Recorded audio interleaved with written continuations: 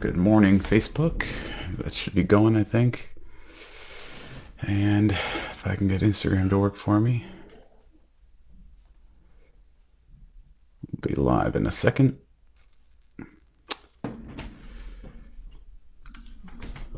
Sweet. All right. Good morning, Instagram. Good morning, Facebook. Camera's a little bit low. I'll tilt that up just a smidge. Let's go back here. Good morning. Good morning. Happy Monday to everybody watching and following along. Welcome to the PT on Ice Daily Show. My name is Guillermo Contreras. I'm a physical therapist out of Milwaukee, Wisconsin. I am also a teaching assistant for the fitness athlete as well as the older adult divisions of the Institute of Clinical Excellence. So before we jump into the topic at hand, which I know everyone is very eager to hear about shoes, that is my jam, my wheelhouse. Love talking about them. So before we jump into that, some announcements, some courses coming up if you've been looking to take the Fitness Athlete Live course. One coming up in March is March 13th and 14th. That will be in Greenville, South Carolina. And then as far as the calendar goes, nothing else until April 17th and 18th, and that will be in Norfolk, Virginia. Live courses for the older adult, we have April 17th and 18th. We're going to be in Victor, New York. And then on April 24th and 25th, we will be in Charlotte, North Carolina. So if any of those courses are near you and you've been eager to kind of jump in on one of those, be sure to head to ptonice.com, sign up for them, get those travel arrangements set up, and hopefully you can get there safely and efficiently in the next couple months. Online courses we have coming up. We're finishing up a cohort of Essential Foundations for Fitness Athlete right now. Awesome group. Big group, and we're excited to start another one here in March. On March 15th, we have the next Essential Foundations cohort starting up. And if you've been dying to take the advanced concepts or finish up the fitness athlete coursework to be able to be a certified clinical management fitness athlete, advanced concepts, the next cohort will start up April 11th. These courses do fill up. They do sell out. So make sure if you are interested and you've been dying to take, you keep putting it off.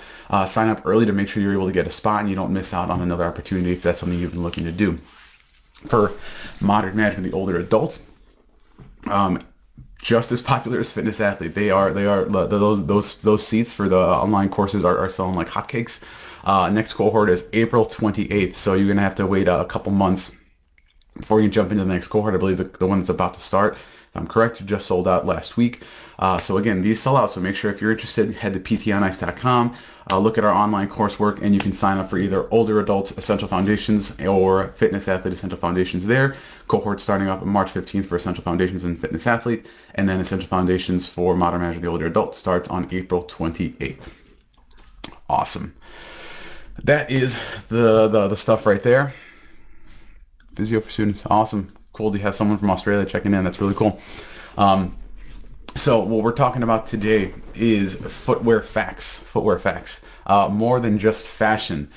This is, like I mentioned, a topic that I know all too well.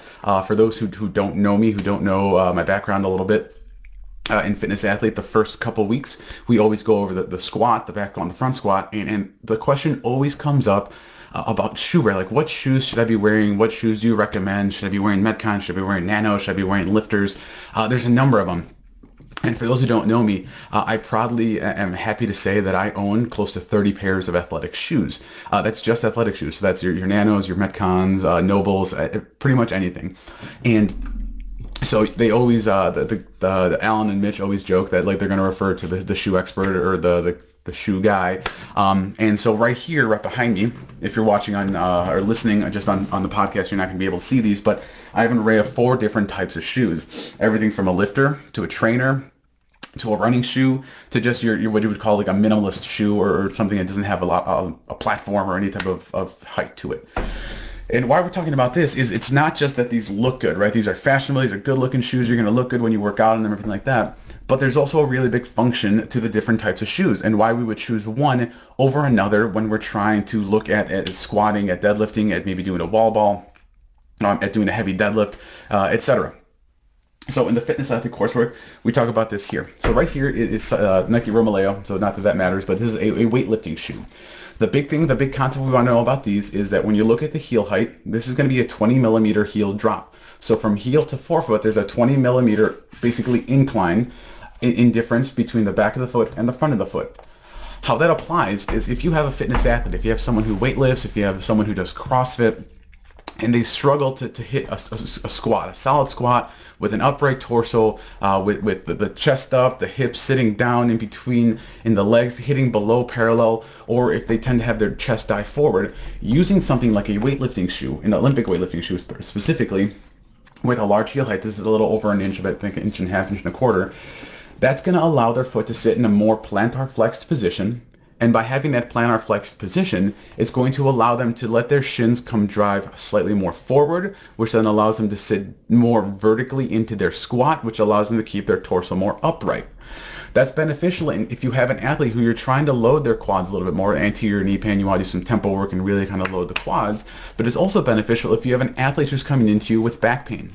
And if you have an athlete with, or anybody with back pain, and you're not getting a better understanding of what causes their back pain, is it more when they've bent forward, or is it just anything on their shoulders, like carrying a backpack, or squatting vertically, like a front squat or an overhead squat? It's really important to understand if you have an athlete who's coming in, they have back pain, especially when it gets heavy, and you don't look at their squat, you don't look at their movement, and you find out, hey, turns out when they squat, they're diving their chest really far forward. Why is that? Is it a lack of motor control, or do they not have the adequate ankle dorsiflexion range of motion to be able to sit into that squat, let their knees drive forward, that anterior translation of the tibia, and now their torso has to dive forward, and they're putting increased shear stress on their low back. So using a shoe like a weightlifting shoe or any shoe with their higher heel is going to be super beneficial. The upside to a weightlifting shoe is it's solid, right? It bends in the toes, but nothing else is moving. This is rock hard. That's not going anywhere. It holds the heel in place. It puts the weight on the forefoot or midfoot, so it's kind of more that like full foot position. You're not going to have someone picking their toes up. You're not going to have someone diving their ankles forward unless they're super stiff in their ankles, in which case some different things we can do. But if they don't have a weightlifting shoe, you can always try some 10-inch change or 10-pound change plates or 5-pound change plates and see if that dramatically improves their pain. Moving on from the weightlifting shoe, we have our trainer, right? And the big difference there, this is a Metcon 6, is the heel height is much different. This has a 20 millimeter heel drop. This has a 4 millimeter heel drop. So from back to front, the drop is much less, so the angle is a little bit less. So this is a great training shoe in that you can do much more with it. You can squat, you can jump, you can do double unders, you can do a lot of different things. It's more flexible, right? It has a lot more to it you can do, but it also has that little bit of heel height for someone who maybe doesn't have the mobility to do barefoot squatting or barefoot anything. The nice thing about this shoe in particular is this one comes with something called a hyperlift. So it's actually an insert you would slide underneath the insole that would give the athlete an extra 4 millimeters of heel height underneath their heel, which again gives that nice plantar flexion or that dorsiflexion buffer if they need it. If they have stiff ankles and can't get into that really good squat with an anterior torso, shins coming forward, this is going to be really beneficial in that it's going to give them that little bit of heel height to allow them to work on that squat. Another example of where something like this with a little bit of an insert is a huge benefit, not only for back pain or if you're trying to do some progressive overload of the anterior, the quads, and get the quads and patellar tendon going, is there's also, you can use that thing to take a little bit of stress off the Achilles tendon. So if you have someone coming in to see you and they have that just like the angry Achilles tendinopathy or plantar fasciitis, whatever you want to call it, something like this will help unload that Achilles, unload that foot, give them a little bit of that buffer so it takes away some of that stress when they're getting into that deep squat of that stretch across the back of their heel. And then as they get better, as they start to heal, as the things start to feel better, you can take that insert out and then get them a little bit lower, so now they have to use more of that available range of motion or just kind of work into that range of motion. You can also, in an athlete that's doing some strength work, again, doing some tempo work to try and build up some resilience in those tissues, use this kind of shoe with the heel insert for maybe their Olympic lifts or their squatting, things like that. And then when they get into a WOD where they really like have more fast dynamic movements, it's primarily squatting, there's no plyometrics, they can use something like a lifter where they have that extra heel height so they can continue to get that stimulus of CrossFit class, be able to be a part of that community, be able to be a part of that, of those CrossFit courses, classes that they're taking, and they don't have to miss out on it or scale everything because of their heel pain or their low back pain. They can use something like a shoe with a big insert or a lifting shoe to allow them to continue to gain that stimulus and continue to push their fitness forward and allow them to just get stronger and fitter as a whole, right? Another option we have, if you don't have these kind of shoes, if you have a Nike, or a Reebok Nano or something, there's something called VersaLifts.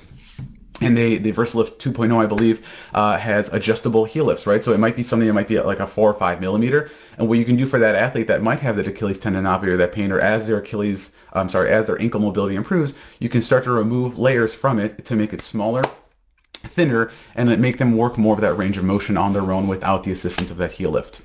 I'm just going to quickly touch on these last two here, right? So you have a running shoe, and you have just like your minimalist or like flat, no support shoe right here. This is a brand called Suaves, not that it matters at all, but you see a lot of powerlifters use flat shoes like this, like the Vans or the Chuck Taylors, things like that, where there is nothing going on the bottom. They can literally do everything they can. The purpose of using a shoe like this for them is they can drive the most force through the ground, right? There is no cushion. They're not losing any power through the shoe when they press down into it, as opposed to something like a running shoe. You see this a lot when people first start coming to CrossFit classes, boot camp classes, things like that. The Asics, the Brooks, the Sauconys, any running shoe you can think of, the Adidas Cloud Foam, right? They're wearing these kind of shoes to come into CrossFit. And while these are nice, they got that nice spring to help you with running. They're a running shoe for a reason. They're meant for running, for maybe some sprinting, some change of direction type stuff. But weightlifting and other activities like that are not ideal for a shoe like this. If you look at the heel of this compared to this, right, it's much more narrow. You're not going to have the same amount of stability as when you're doing weightlifting. You're not going to be able to maximally load as best you can. And not only that, there's more cushion in a running shoe intentionally because of the impact you're taking on with them. So something like this is nice, again, for running, maybe some plyometrics, jump rope, thing like that. But if you're doing heavy squats, heavy deadlifts, heavy Olympic lifts, even though this has a nice 10 millimeter heel height, which is going to help with that dorsiflexion buffer for squatting, it's not going to help because also when you're squatting down, you have an extra 180, 250, whatever, 300 pounds of load on your back, and that shoe might turn. It's meant to be a little more flexible to allow the shoe to move, and that heel, you want a nice locked-in heel, stable counter back here, and not a lot of movement in them too. So running shoes not ideal for weightlifting. This one here, if you're doing powerlifting, if you're doing deadlifting, you see a lot of them do it barefoot. A shoe like this with like no heel height. This is a 0 millimeter heel drop all the way across, no support, nothing going on. These are really nice for like those power lifts. Powerlifters also in general will tend to work on hitting that 90-degree mark. They'll have slightly more low bar setup and be able to dive their chest forward, but they're not typically going for that full butt to the ground, hip crease way below parallel. They're not catching with that really upright torso. This is going to be a lot more difficult to translate over to your Olympic lifts and front squats, overhead squats, movements such as that when you're wearing a shoe like this, unless you have just ridiculous ankle mobility and fantastic body awareness. So someone first starting out, usually don't recommend knocking anything out in CrossFit with a shoe like this unless you have some experience with it, because of just how varied the movements are and how much mobility is important for squatting and things like that. Hopefully that was beneficial. I did my best not to make this sound like a shoe review or anything like that. I'm not that guy. Maybe one day on YouTube, but we'll see. So if you have any questions, please throw them in the comments. If you have any questions about what I talked about, or any personal questions about what shoes you should be wearing and what are the best. I personally wear the Nike Metcon 6 more than anything else, but I still wear my Reebok Nanos. Not that matters. So that's it for me today. Have a wonderful week, gang. Have a good Monday, and we'll catch you next time on the PT on Ice Daily Show.